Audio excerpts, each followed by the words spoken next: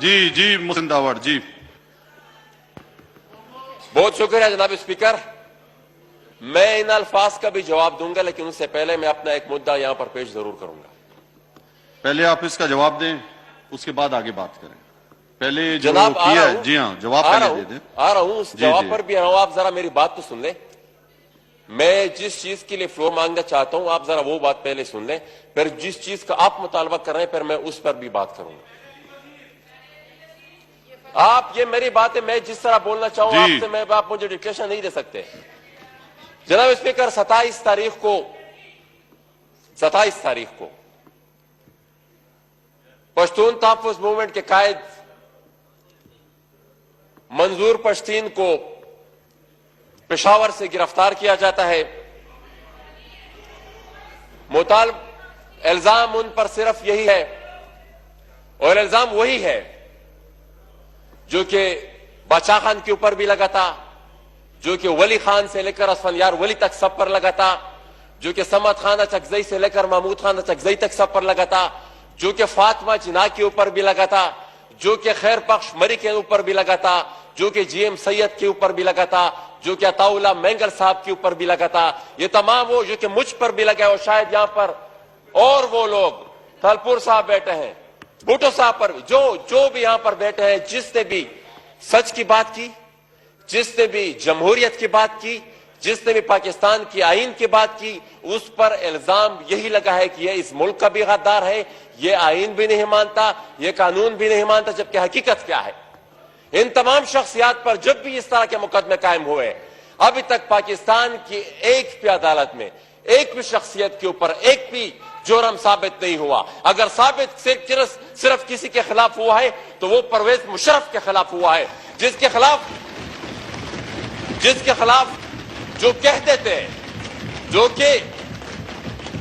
कि बड़े धड़ल्ले से कहते थे कि आइन क्या चीज है, आइन कागज का एक टुकड़ा है, उसको डस्टबिन में भी फेंक सकते हैं।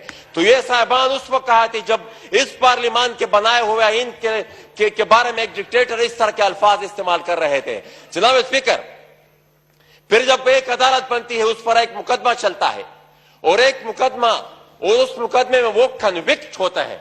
यह बहुत जरूरी बात है जनाब स्पीकर। जब वो कन्विक्ट होता है तो उस कन्विक्शन के बाद ने जो जुर्म किया है, एक इदारा उसे ऑन करता है। ये जनाब स्पीकर बहुत खतरनाक बात है। ये आइन इस पार्लियामेंट ने बनाया है। इस आइन का रिश्ता है इस रियासत और इसके अवाम के दरमियान।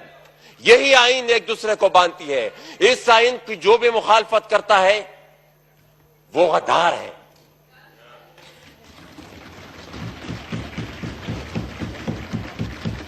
मैं आखिर में सिर्फ इस बात पे भी आऊंगा, लेकिन ये किस तरफ हम जा रहे हैं, ये कौन सा कल्चर हम प्रमोट कर रहे हैं। एक स्पेसिफिक नैरेटिव बनाने की हम कोशिश कर रहे हैं। मंजूर पश्तीन की गिरफ्तारी के खिलाफ उस दिन जब प्रेस क्लब के सामने हम एहतजाज कर रहे थे तो मुझे भी गिरफ्तार किया था, खींच के लेकर गए, मुझे गाड़ी में डाला, और जब मुझे गाड़ी में डाल रहे तो एक पुलिस का सिपाही, जरा इस बात को समझने की कोशिश करें। ये वो नैरेटिव है जो एक इंजीनियर तरीके से प्रेस के जरिए और दूसरी तमाम इस तरह के बयानात के जरिए पाकिस्तान के अवाम के जहनों में डालने की कोशिश की जा रही है। वो सिपाही चिल्लाता है, मुझे गिरफ्तार किया जा रहा था, वो चिल्लाता है कि हिंदुस्तान मुर्दाबाद और इस्लाम जिंदाबाद। तो गोया अब और इस तरह एक और मजहब के खिलाफ भी कुछ कलमात के, मैं उसको रिपीट नहीं करना चाहता। तो जब अपने मफादात की बात थी तो डॉलर की जंग के लिए मैं सबसे बेहतर मुसलमान भी था, मैं मुजाहिद भी था, मुझे लड़वाया भी। लेकिन जब मैं अपने हक की बात करता हूं, जब मैं उस जंग के खिलाफ बात करता हूं, जब मैं उस जंग की मजम्मत करता हूं, जब मैं उस जंग को रोकने की बात करता हूं, तो फिर मुझे और कुफर के फितवे भी लगने शुरू हो गए। वो जो मुख्तलिफ ममालिक के एजेंडे के फितवे थे वो तो खत्म हो गए, मेरे ख्याल में वो अभी काम नहीं कर पा रहे। अब ये फितवे भी लगने शुरू हो गए हैं कि फलाना हम किसी और मजहब के हैं, अब फिर हम काफिर भी हो गए। ये जिस तकरीर की आप बात कर रहे हैं, مجھے وہ الفاظ یاد نہیں ہے جو علی وزیر صاحب نے یہ استعمال کیے ہیں، لیکن شاید آپ کو اپنے پرائم منسٹر صاحب کے الفاظ یاد ہوں، وہ الفاظ جو انہوں نے اس پارلیمنٹ کے لیے کہے تھے، اس کے بارے میں بھی آپ تھوڑا کہیں کہ اس پارلیمنٹ کے خلاف اس نے کیا کیا تھا۔ اور جناب اسپیکر، میں اپنی تحریک کے بارے میں ایک بات کرتا ہوں، جب سے یہ تحریک شروع ہوئی ہے، جس دن سے یہ تحریک شروع ہوئی ہے، ہم پر یہ بات بھی کوئی نہیں ثابت کر سکتا کہ ایک گملہ بھی ہم کے اوپر بھی دہشت گردی کے مقدمات ہیں۔ کیا کیا تھا؟ میں تو جب یہاں پر احتجاج کے لیے آیا تھا، میں نے تو ایک گملہ بھی نہیں توڑا تھا، میں 10 دن یہاں پر بیٹھا تھا، میں نے کوئی روڈ بھی بلاک نہیں کیا تھا، میں نے ایک گملہ بھی نہیں توڑا تھا۔ آپ نے تو پارلیمنٹ میں بھی حملہ کیا، آپ نے تو پی ٹی وی پر بھی حملہ کیا۔ اس سے زیادہ دہشت گردی اور کیا ہو سکتی ہے؟ ان کو تو کسی نے گرفتار نہیں کیا، وہ تو اب بھی وزارت عظمیٰ کی کرسی پر براجمان ہے۔ آپ کے صدر ابھی پاکستان کے صدر ہے، وہ ان پر بھی اس طرح کی دہشت گردی کے مقدمات ہیں۔ تو جناب اسپیکر، ہم یہ بات کرنا چاہتے ہیں کہ 2 دن پہلے پرویز خٹک صاحب بیان دیتے ہیں کہ میں مذاکرات کی دعوت دیتا ہوں، پھر اس کے دوسرے دن بعد پھر منظور پشتین کو گرفتار کر دیتے ہیں۔ تو یہ کیا ماجرا ہے؟ یہ ملک کون چلا رہا ہے؟ کون چلا رہا ہے؟ ذرا پھر ہمیں یہ بتا دیا جائے کہ اس ملک کو چلا کون رہا ہے؟ وفاقی وزیر دفاع ہمیں مذاکرات کی دعوت دیتا ہے، پھر اس کے بعد دوسرے دن منظور پشتین کو گرفتار کیا جاتا ہے۔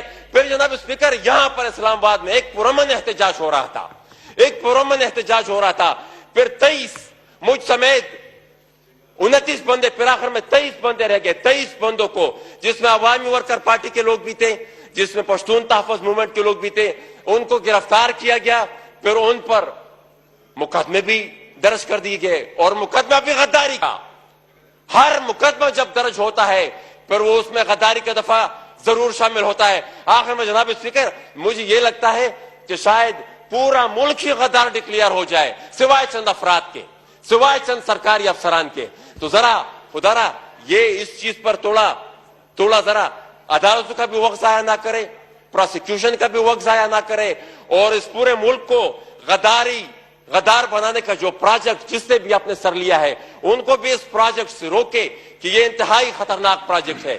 اس طرح سے مملک، اس طرح سے ریاست نہیں چل سکتی، اس طرح سے ملک نہیں چل سکتا کہ جو اپنے حق کی بات کرتا ہے، جو یہاں پر مجھے پتا ہے مراد سعید پھر اپنی نوکری پکی کرنے کے لیے پھر بھرپور جو بھی اس کے دل میں آئے گا وہ بولے گا، لیکن میں اس کو یہ بات بتاتا چلتا ہوں، میں یہ بات بتاؤں گا کہ ذرا اپنی قوم کی بھی فکر کرو، ذرا اپنی قوم کی بھی فکر کرو۔ یہ نوکری آپ کو کچھ نہیں دے گی، یہ صرف 1 سال رہے گی، 2 سال رہے گی، 3 سال رہے گی۔ ان کو صرف گالی دینے کے لیے یہاں پر بچایا گیا ہے۔ کیا آپ نے گالیاں دینی ہے؟ ان سب کو گالیاں دینی ہے جو اپنے حق کی بات کرتے ہیں۔ آپ کو گالیاں دینے کے لیے بتایا گیا ہے۔ جناب اسپیکر، جی مراد سعید۔ بسم اللہ الرحمن الرحیم، بسم اللہ الرحمن الرحیم۔ سنیے، ختم کرے، پھر تسلی سے سنیے گا۔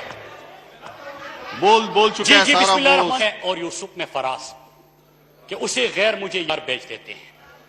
اسپیکر صاحب، ابھی جو موصوف گفتگو کر رہے تھے کہ نوکری پکی کرنے کے لیے، پرسوں بلکہ 2 ہفتے پہلے وزیرستان کے اندر جو آپریشن میں جن کی دکانیں برباد ہو گئی تھی، جن کا سامان، عمر بھائی اب جی ذرا غور سے سنیں جی۔